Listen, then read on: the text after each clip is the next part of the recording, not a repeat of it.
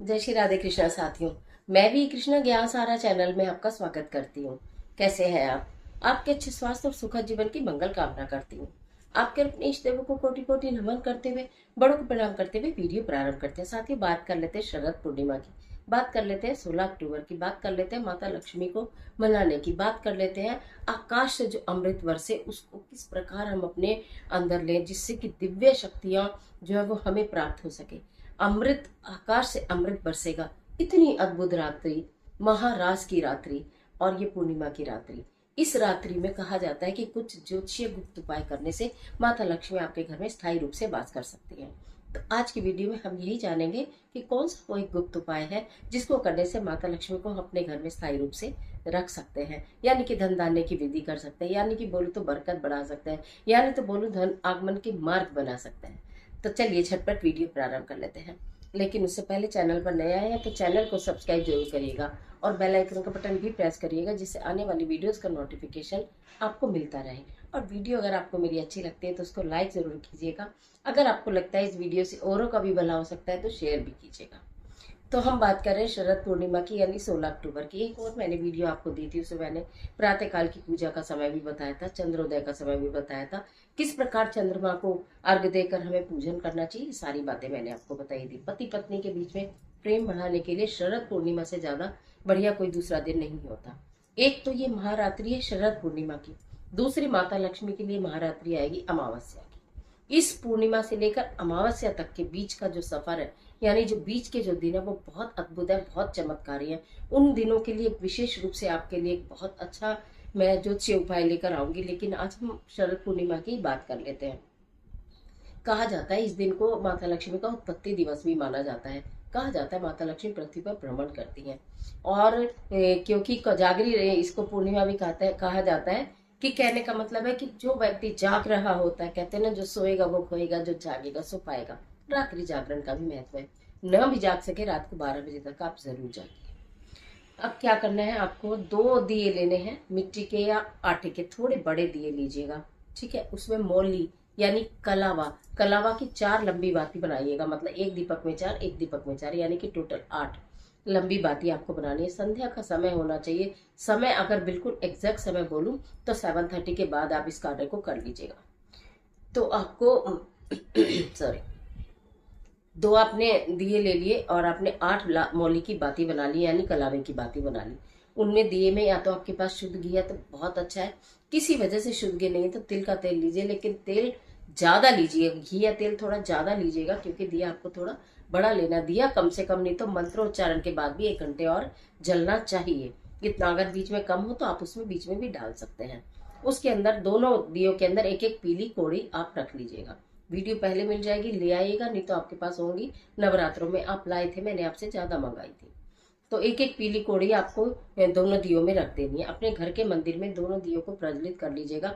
व्रत किया हो तो भी, नहीं किया हो तो भी, पति पत्नी दोनों मिलके कर सकते हैं, बहुत अच्छी बात है। नहीं तो खाली पति कर ले, नहीं तो खाली पत्नी कर ले। कुंवारी कन्या इस व्रत को कर सकती है, इस पूजा को कर सकती है, बिल्कुल कर सकती है। जो चाहे वो इस पूजा को कर सकता है। माता लक्ष्मी किसको नहीं चाहिए।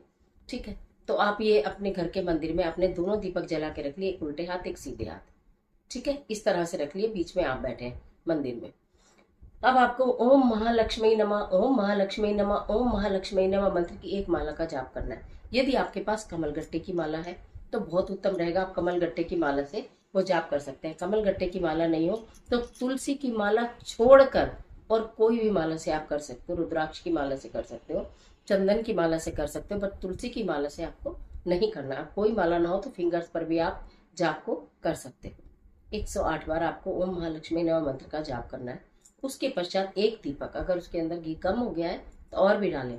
अपने घर के नॉर्थ ईस्ट डायरेक्शन में कहीं ऊंचाई पर आप उस दीपक को रख देंगे, अपने घर के नॉर्थ ईस्ट डायरेक्शन में। ठीक है, यानी कि उत्तर पूर्वी जो कोना होता है वहां कहीं रख देंगे, नहीं तो उत्तर दिशा में रख दीजिएगा। ठीक है, और दूसरा दीपक लेकर आपको जाना ऊपर छत पर।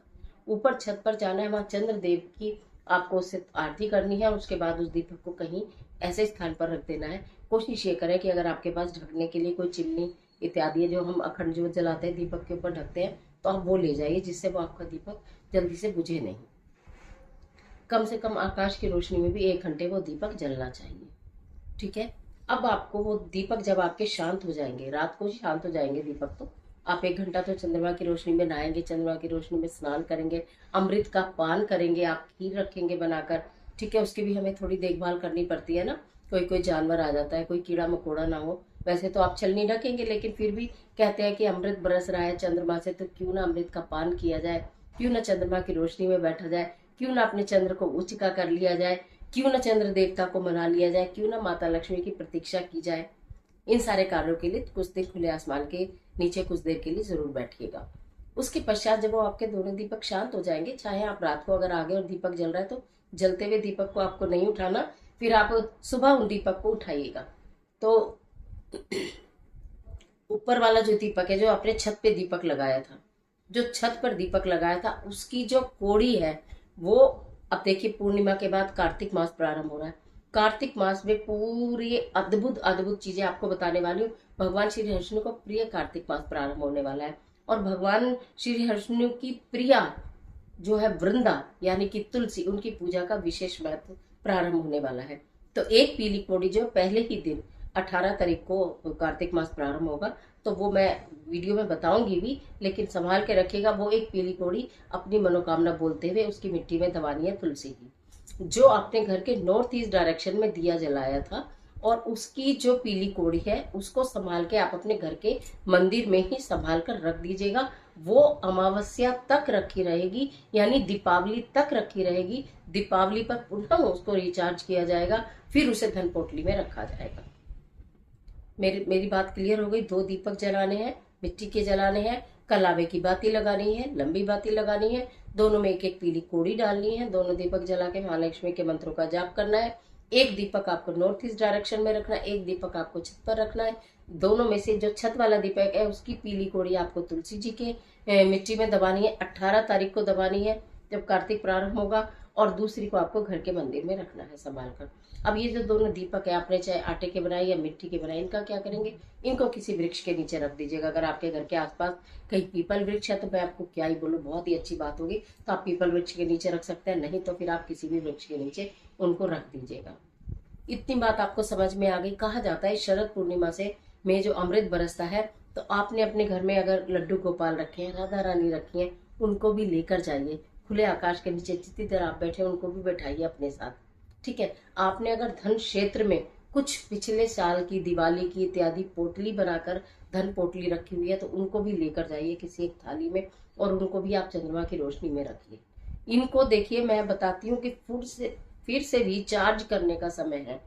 ठीक है, ये इतनी फिर से रिचार्ज हो जाएंगी, या बोलूं अभिमंत्रित हो जाएंगी, या बोलूं दिव्य हो जाएंगी, या बोलूं शक्तिमान हो जाएंगी। इतनी शक्तिमान हो जाएंगी कि इनमें पुनः जीव हो जाएगा, यानी कि आपको ऐसा लगता होगा कि इतने पहले से रखी हुई है। और शरद पूर्णिमा में अगर आपने उनको खोल खोल के खुले आकाश के नीचे रख लिया है ना, पोटली का ही मुंह खोलना है बस, और कुछ नहीं खोलना, पोटली का मुंह खोल के रख दिया, और आप खुद भी बैठे रहे। जब आप उतर कर आएंगे नीचे तो आप अपने साथ लेकर चले आइएगा।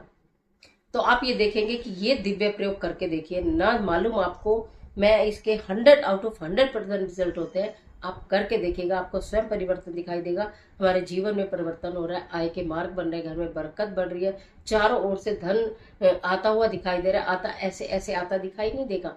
मतलब ये कि कोई आपका उधार ले गया तो वो देने आएगा, कहीं आपका पैसा मर गया तो उसको मिलने की संभावना हो जाएगी, कहीं आपको ऐसा लग रहा है कि हमारा काम नहीं बन रहा, वो बनना प्रारंभ हो जाएगा। कहने का मतलब ये, लक्ष्मी जी की कृपा बरसनी शुरू हो जाएगी।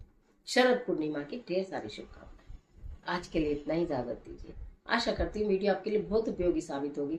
मिलते हैं एक और जबरदस्त वीडियो के साथ, तब तक हंसते रहिए, मुस्कुराते रहिए, अपना और अपने अपनों का ख्याल कीजिए। वीडियो अच्छी लगे तो लाइक कीजिए, फ्रेंड्स के साथ शेयर करना बिल्कुल मत भूलिए, और कमेंट बॉक्स में ओम महालक्ष्मी नमः जरूर लिखिए। माता लक्ष्मी आपके ऊपर कृपा करे।